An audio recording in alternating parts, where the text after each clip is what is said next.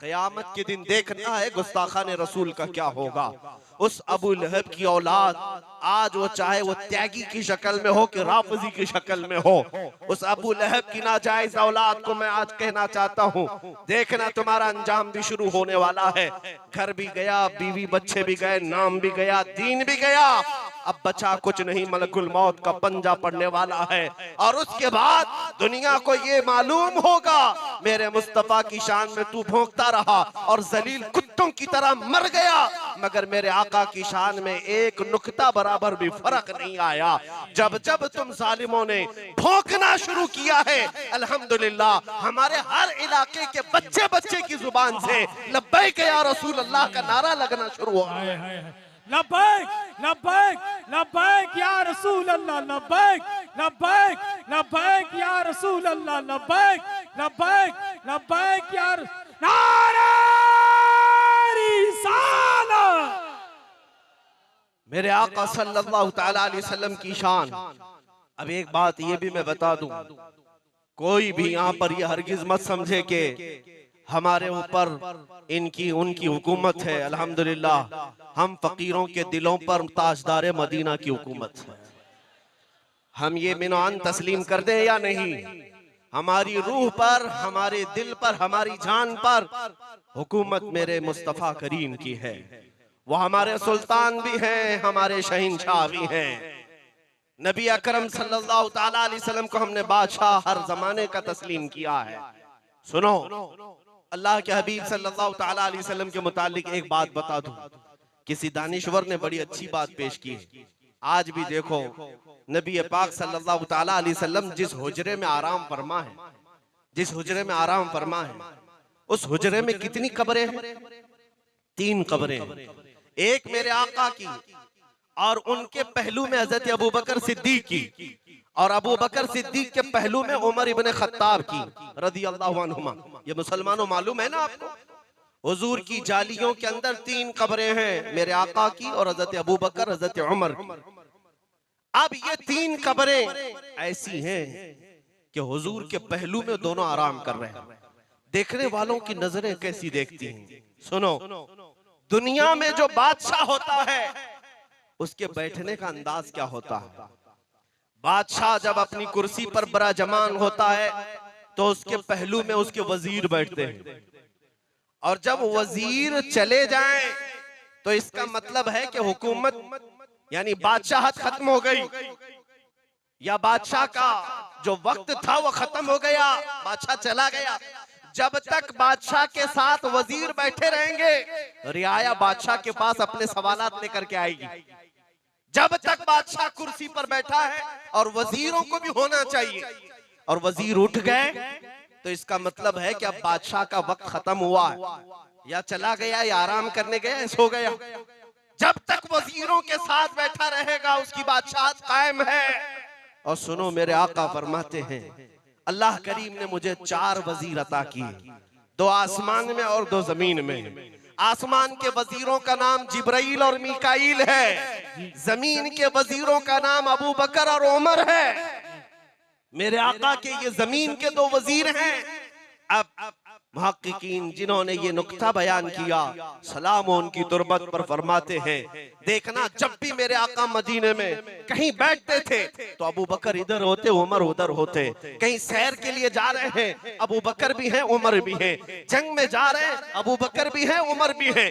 बादशाह हर जमाने में हर वक्त अपने वजीरों के साथ ही है। लेकिन ऐ लोगों, जिन जालिमों ने मेरे आका को मुर्दा कहा या उनकी बादशाहत खत्म हो गई ऐसा जुमला कहा, उनके लिए मैं कहता हूँ, आओ मदीने चलो, उस गुंबदे खजरा की छांव के नीचे, उन जालियों के अंदर अगर तुम्हारी निगाहें पड़ेंगी तो तुम देखोगे हम सबका आका और मौला मोहम्मद अरबी सल्लल्लाहु अलैहि वसल्लम आराम फरमा है अपनी कब्र में, और उनके पहलू में आज भी अबू बकर भी सो रहे हैं, उमर भी सो रहे हैं रदियल्लाहु अन्हुमा।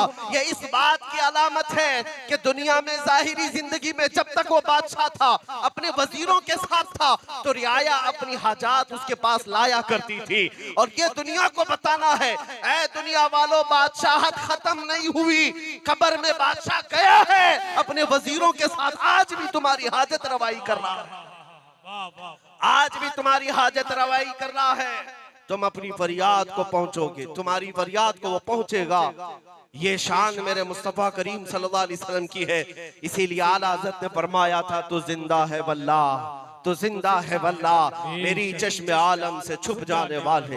ऐ मेरे अजीज मुसलमानों, ऐ मिल्लत के गयूर नौजवानों, आज जो हालात यहाँ पर पैदा हो चुके हैं हिंदुस्तान भर में, मैं उसके मुतालिक जरूर कहना चाहूंगा।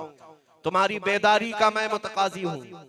तुम अपने अंदर यह हसासियत लाओ कि हर मामले पर समझौता हो सकता है, मेरे नबी की इज्जत पर कोई समझौता नहीं होगा। हुजूर पाक सल्लल्लाहु ताला अलैहि वसल्लम को तुम क्या समझते हो? क्या हमारे घर बार जायदाद की तरह वो भी एक शख्सियत से हम मोहब्बत करते हैं? नहीं, कान खोल कर सुन लो जालिमो, हम अपनी जान से ज्यादा मेरे मुस्तफा से मोहब्बत करते हैं। जी बेशक हक है। और हमारा हाल ये, हमने देखा नहीं है मेरे आका को, हम उनका जमाना पाए नहीं हैं, लेकिन अल्हम्दुलिल्लाह आला हजरत ने सच कहा, हुस्ने यूसुफ पे कटी मिस्र में अंगुश्ते ज़ना, सर कटाते हैं तेरे नाम पे मर्दान अरब। या रसूल अल्लाह, जब तुम्हारी इज्जत की बात आएगी तो ये सिर्फ हाथ नहीं, ये सिर्फ पैर नहीं, बल्कि हर बच्चा हमारा गर्दन लेकर के तैयार। ये जज्बा आज भी है। और मैं जिस मजमे से खिताब कर रहा हूँ, जरा दिल पर हाथ रख करके बताना, मैं उन्हीं जलसों में जाता हूँ या उनसे खिताब करता हूँ। बाकी कौन आता है कौन नहीं आता मुझे पता नहीं, लेकिन मेरा मंशा तो ये होता है, मैं उस मजमे को खिताब करूँ जिसमें बैठा हुआ हर बच्चा अपनी माँ से सिर्फ दूध नहीं, इश्क रसूल भी पी कर आया हो, उसे हमारी बातें समझ में भी आएंगी। वरना सारे तो हिकमत और मसलहत का बहाना करके बगलें झांकेंगे कि मौलाना ऐसे हालात में क्या क्या बयान कर रहे हो, हालात खराब हैं, हालात सख्त हैं। तुम हालात खराब और हालात सख्त करते करते कितनी मस्जिदें बेच दी। तुमने इन्हीं हालात का बहाना बना बना करके हमारी अजानें, हमारी इज्जत, हमारी शान को बेच दिया। हालात हर जमाने में हमारे खिलाफ रहे, लेकिन अल्हम्दुलिल्लाह जिसका ज़मीर जिंदा है वो बातिल से टकरा करके हक की तारीख रकम करेगा। और ऐ मुसलमानों, एक बात याद रखना, आइंदा हम भी मरेंगे, तुम भी मरोगे। आगे आने वाली तारीख तलवे चाटने वालों की तारीख नहीं लिखी जाएगी, बातिल कुव्वतों से आंखों से आंखें मिलाकर बात करने वाले की तारीख लिखी जाएगी। हक है, हक है।